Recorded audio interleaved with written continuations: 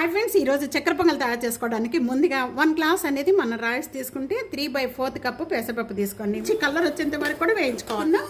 పెసరపప్పు కూడా ఈ రైస్లో వేసేసి డ్రై ఫ్రూట్స్ వేయించుకుందాము.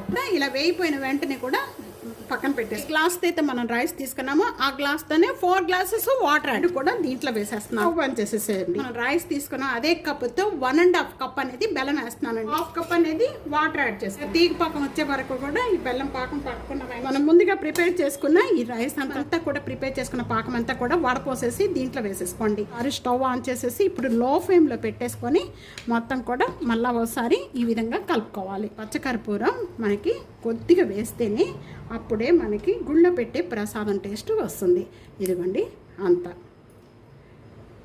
ఇంత తీసుకుంటే చాలు.